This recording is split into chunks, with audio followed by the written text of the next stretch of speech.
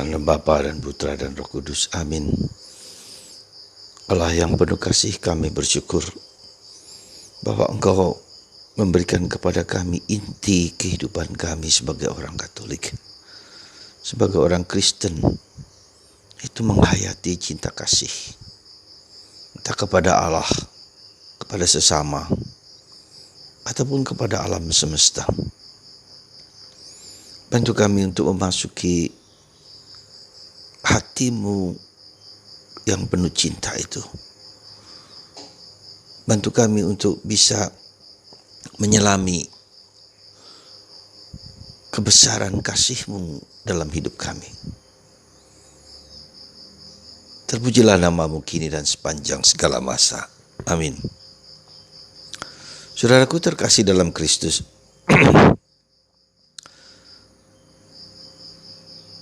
kita tidaklah gampang, kita tidaklah mudah untuk menghayati apa yang menjadi inti dari ajaran Yesus tentang Allah. Allah adalah kasih. Allah adalah segala-galanya.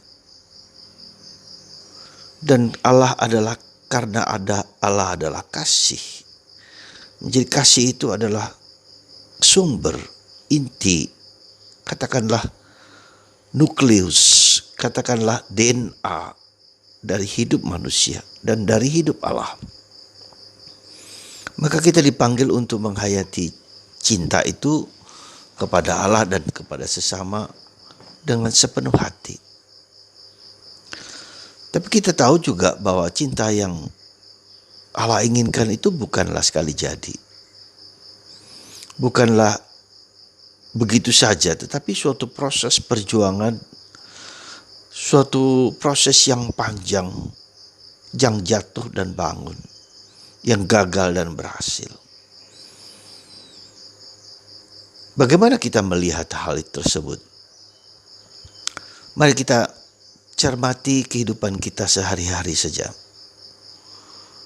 Ya, kita tidak perlu berteori bahwa cinta harus memberikan seluruh diri kita. Meskipun demikian, tapi kita diajak untuk berhadapan dengan realitas yang konkret.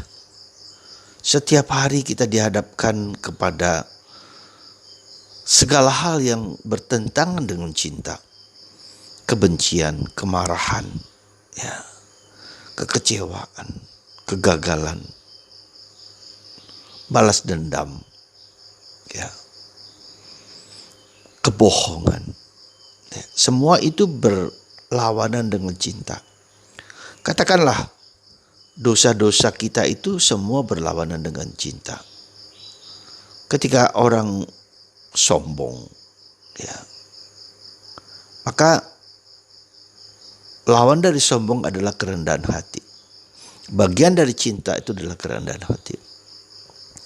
Ketika orang malas, itu juga berlawanan dengan cinta kasih. Orang harus disiplin, orang harus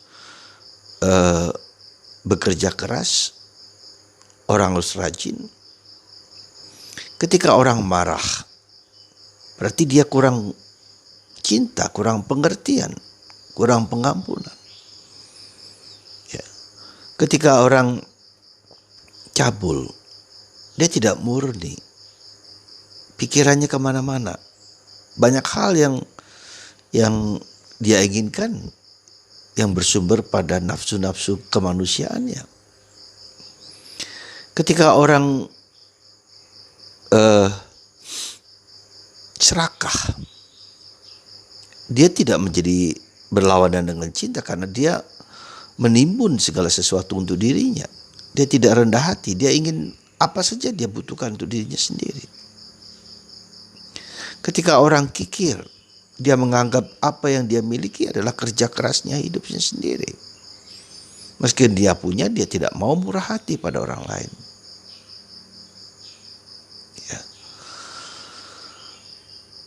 Itu semua saudaraku terkasih. Jadi kalau kita perhatikan dosa itu berlawanan, jadi dosa itu sebetulnya berlawanan dengan cinta kasih.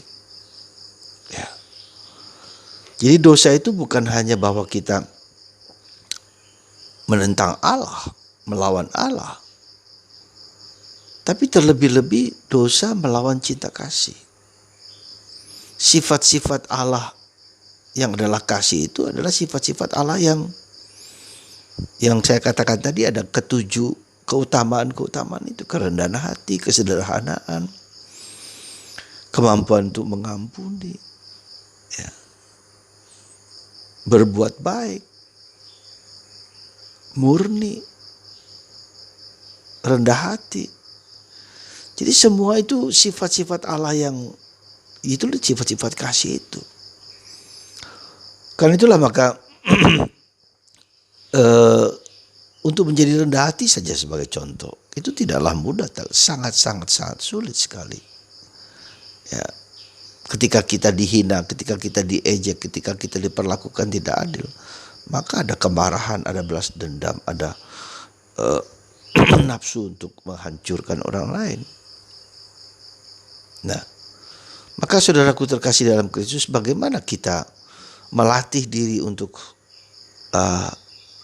katakanlah melakukan satu dari aspek-aspek kasih itu. Ya, saya merasakan bahwa ternyata memang cinta kasih butuh perjuangan dan butuh satu persatu, ya, satu persatu yang sifat dari kasih itu. Sebagai contoh, bagaimana saya menghayati salah satu misalnya rendah hati, maka saya mengatakan ada niat. Sebulan ini saya belajar untuk rendah hati. Ada niat, harus ada niat. Jadi tidak cukup hanya mengatakan aku mau mencintaimu. Betul, benar, tetapi itu terlalu luas. Ya, terlalu luas. Tapi aku berniat dalam sebulan ini untuk belajar rendah hati. Untuk menerima fitnahan, ejekan, segala macam bentuk yang merendahkan harkat martabatku. Ya. Nah, ada niat.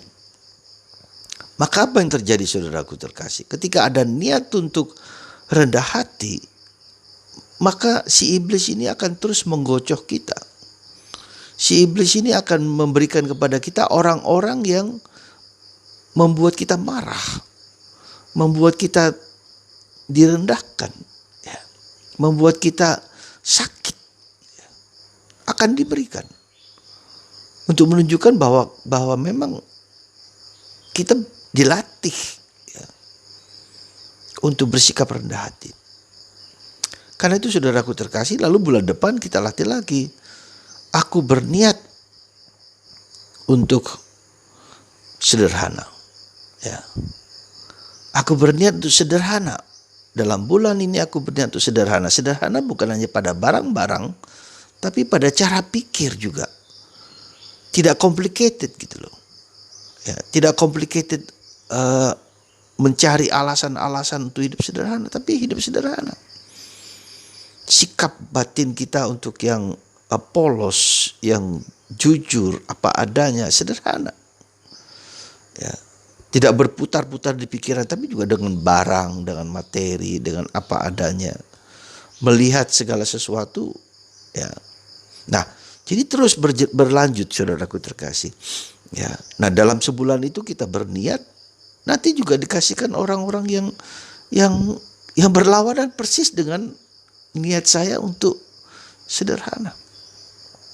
Dan seterusnya, ya, sampai ke 7 gunung dosa-dosa berbahaya kita, ya. Kemarahan, kesombongan, kemalasan, cabul, kikir, iri, ya, serakah.